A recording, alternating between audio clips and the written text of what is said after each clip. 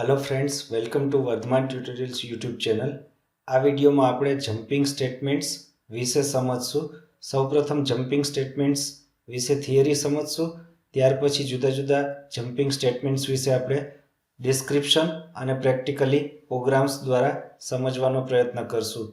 તો સૌપ્રથમ jumping statements અથવા જમ્પ સ્ટેટમેન્ટ્સ એટલે શું?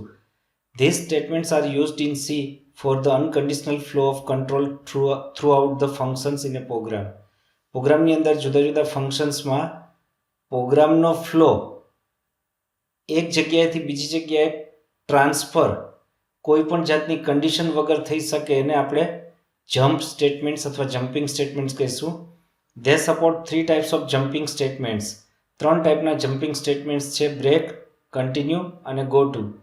સૌપ્રથમ આપણે બ્રેક સ્ટેટમેન્ટ વિશે સમજશું, ત્યારબાદ કન્ટિન્યુ સ્ટેટમેન્ટ વિશે અને ત્યારબાદ ગો ટુ સ્ટેટમેન્ટ વિશે સમજશું।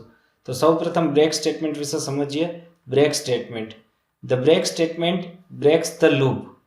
લૂપમાંથી બહાર નીકળી જશે, જેવું બ્રેક સ્ટેટમેન્ટ એક્ઝિક્યુટ થશે એટલે લૂપને તોડી નાખશે, લૂપમાંથી બહાર આવી જશે।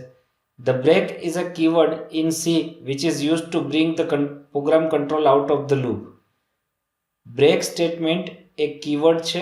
બ્રેક કીવર્ડ હોવાથી વ્હાઇટ અક્ષર આવશે અને ઓટોમેટિકલી જ્યારે જ્યારે લૂપની અંદર તમે બ્રેક લખશો ત્યારે પ્રોગ્રામનો કંટ્રોલ લૂપમાંથી બહાર આવી જશે। The break statement is use inside loop or switch case. Loop સિવાય આપણે આની પહેલાં સ્વિચ કેસમાં પણ બ્રેક લખીને જોયું। સ્વિચ કેસમાંથી બહાર નીકળવા માટે બ્રેકનો ઉપયોગ થતો હતો, હવે લૂપમાં પણ તમે બ્રેકનો ઉપયોગ કરી શકશો। આને પ્રેક્ટિકલી જોઈએ, બ્રેક સ્ટેટમેન્ટ કેવી રીતે વર્ક કરશે એક પ્રોગ્રામ દ્વારા સમજીએ। સૌપ્રથમ આ પ્રોગ્રામમાં બ્રેક લખ્યા વગર 1 થી 10 પ્રિન્ટ કરે છે લૂપ, વાઇલ લૂપની મદદથી। એ રીતે પ્રોગ્રામ પહેલાં લખીને જોઈએ કે આઉટપુટ 1 થી 10 આવે છે, પછી આપણે એમાં બ્રેક સ્ટેટમેન્ટનો ઉપયોગ સમજીએ। માનો કે આપણે વાઇલ લૂપ લખી a less than or equal to 10 condition અને printf a પ્લસ પ્લસ। આ પ્રોગ્રામ અત્યારે 1 થી 10 પ્રિન્ટ કરે છે। પહેલાં પ્રોગ્રામને કમ્પાઇલ કરીએ, હવે પ્રોગ્રામને રન કરીએ, 1 થી 10 આઉટપુટ આવે છે। હવે આપણે આમાં બ્રેક સ્ટેટમેન્ટનો ઉપયોગ જોઈએ। અત્યારે આ પ્રોગ્રામમાં બ્રેક સ્ટેટમેન્ટ લખેલું નથી, પણ માનો કે અહીંયા હું ઇફ a ગ્રેટર ધેન 5 તો બ્રેક લખું, હવે પ્રોગ્રામનું આઉટપુટ આપણને 1 થી 5 સુધી આપશે, પછી બ્રેક થઈ જશે એટલે બહાર નીકળી જશે। આ પ્રોગ્રામનું આઉટપુટ 1 થી 5 આવે છે। હવે આ પ્રોગ્રામને સમજો। સૌપ્રથમ ઇન્ટીજર ટાઈપનો એક વેરિયેબલ લીધો એ નામનો, સ્ક્રીન ક્લિયર કરી। સ્ક્રીન ક્લિયર કર્યા પછી એની કિંમત સ્ટાર્ટિંગ વેલ્યુ 1 સેટ કરી। હવે કન્ડિશન વાઇલ લૂપની a less than or equal to 10, that means 1 less than or equal to 10, condition true અંદર જશે। ઇફની condition a greater than 5, 1 greater than 5, આ કન્ડિશન ફોલ્સ એટલે અહીંયા એની કિંમત પ્રિન્ટ કરશે, 1 પ્રિન્ટ થયા, એમાં એકનો વધારો કરશે, એની કિંમત 2 થઈ, વાઇલનું બ્રેકેટ ઓવર થયું એટલે ફરીથી કન્ડિશન ચેક કરશે, 2 less than or equal to 10, condition true, 2 greater than 5, condition false એટલે અહીંયા 2 પ્રિન્ટ કરશે, એકનો વધારો કરશે એટલે 3 થશે, બ્રેકેટ ઓવર થશે એટલે પાછું વાઇલની કન્ડિશન ચેક કરવા જશે, 3 less than or equal to 10, condition true, 3 greater than 5, condition false, 3 print કરશે, એકનો વધારો કરશે એટલે 4 થશે, ફરીથી કન્ડિશન ચેક કરશે, 4 less than or equal to 10, condition true, 4 greater than 5, condition false, 4 print કરશે, એકનો વધારો કરશે એટલે 5 થશે, 5 less than or equal to 10, condition true, 5 greater than 5, condition false, 5 print કરશે, એકનો વધારો કરશે એટલે 6 થશે, ફરીથી વાઇલની condition 6 less than or equal to 10, condition true, 6 greater than 5, આ કન્ડિશન પણ ટ્રુ એટલે બ્રેક સ્ટેટમેન્ટ એક્ઝિક્યુટ થશે એટલે લૂપમાંથી બહાર નીકળી જશે, સીધું ગેટ ch અને પ્રોગ્રામ પૂરો થશે। આ રીતે આ પ્રોગ્રામ વર્ક કરશે। બ્રેક સ્ટેટમેન્ટ લૂપમાંથી કંટ્રોલને બહાર કાઢી મૂકશે, જેવું બ્રેક સ્ટેટમેન્ટ એક્ઝિક્યુટ થશે એટલે કંટ્રોલ લૂપમાંથી બહાર આવી જશે, ગેટ ch પર આવી જશે અને પ્રોગ્રામ પૂરો થશે। આ રીતે બ્રેક સ્ટેટમેન્ટ વર્ક કરશે। નેક્સ્ટ બીજું સ્ટેટમેન્ટ છે કન્ટિન્યુ સ્ટેટમેન્ટ। કન્ટિન્યુ સ્ટેટમેન્ટ માટે થોડું સમજીએ પહેલાં અને પછી કન્ટિન્યુ સ્ટેટમેન્ટનો પ્રોગ્રામ જોઈએ. કન્ટિન્યુ સ્ટેટમેન્ટ વિશે થિયરી સમજવી છે. Continue statement. The continuous statement in C language is used to bring the program control to the beginning of the loop. Continuous statement C language માં પ્રોગ્રામનો કંટ્રોલ નોર્મલી ફ્લો થતો હોય, flow of the programme અથવા પ્રોગ્રામનો control next iteration લૂપની જે થશે ત્યારે સ્ટાર્ટિંગમાં કન્ડિશન જેમ ચેક થાય છે એવી રીતે સ્ટાર્ટિંગમાં કર્સર લઈ જશે.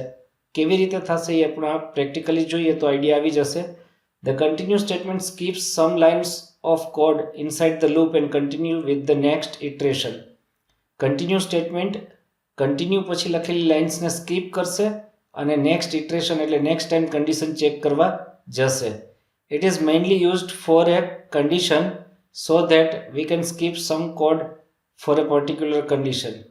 તમારે અમુક સિચ્યુએશનમાં અમુક સ્ટેટમેન્ટ્સ એક્ઝિક્યુટ નથી કરવા ત્યારે તમે કન્ટિન્યુ સ્ટેટમેન્ટનો ઉપયોગ કરશો. આને પ્રેક્ટિકલી સમજીએ, થોડો આઈડિયા આવી જશે. Continue statement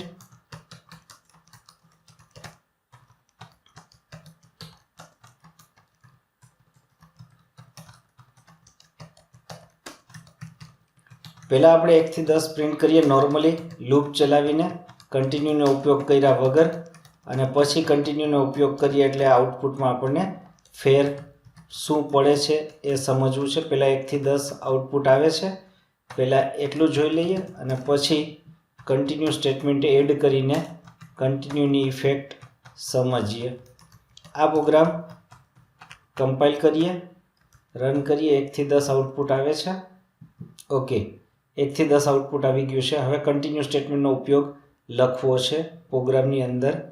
if a less than or equal to 5 then a plus plus and continue.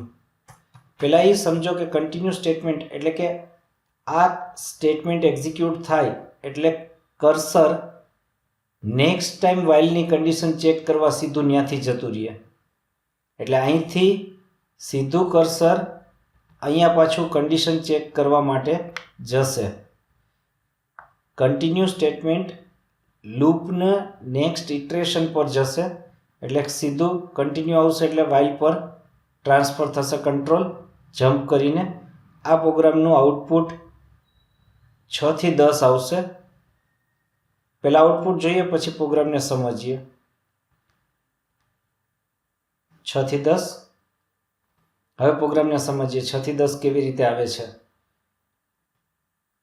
એ નામનો ઇન્ટીજર ટાઈપનો એક વેરિયેબલ લીધો, સ્ક્રીન ક્લિયર કરી, એમાં 1 સ્ટોર કર્યા, વાઇલ લૂપની condition 1 less than or equal to 10 condition true, ઇફની condition a less than or equal to 5 એટલે 1 less than or equal to 5 condition true.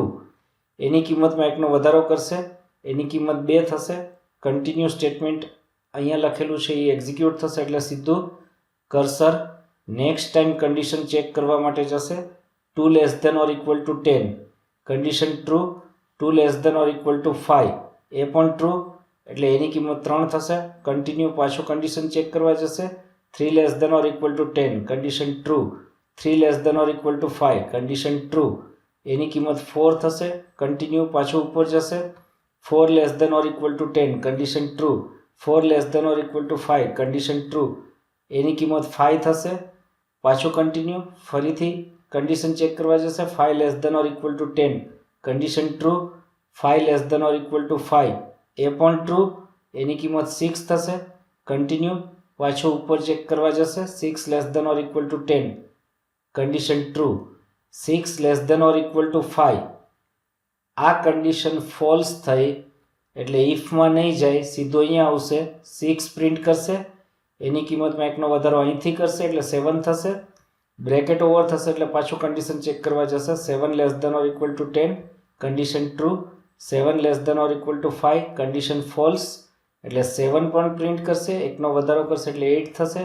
પાછું બ્રેકેટ ઓવર થશે એટલે કન્ડિશન ચેક કરવા જશે. 8 less than or equal to 10 condition true, 8 less than or equal to 5 condition false એટલે અહીંયા 8 ને print કરશે, એકનો વધારો કરશે એટલે 9 થશે.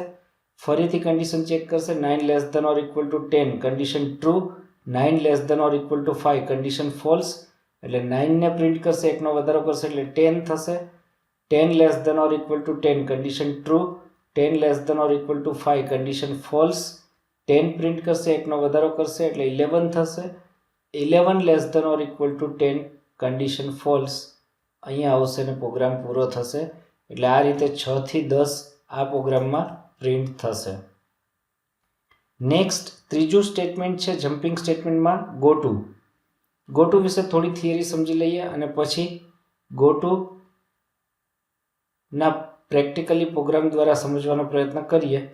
પણ એ પહેલાં હું તમને મારી રીતે કહી દઉં, ગોટુ સ્ટેટમેન્ટ જ્યારે સી લેંગ્વેજની શોધ થઈ ત્યારે જે માર્કેટમાં પ્રોગ્રામિંગ લેંગ્વેજીસ અવેલેબલ હતી એ બધી પ્રોગ્રામિંગ લેંગ્વેજીસમાં લૂપિંગ સ્ટ્રક્ચર્સ નહોતા, લૂપ્સ નહોતા.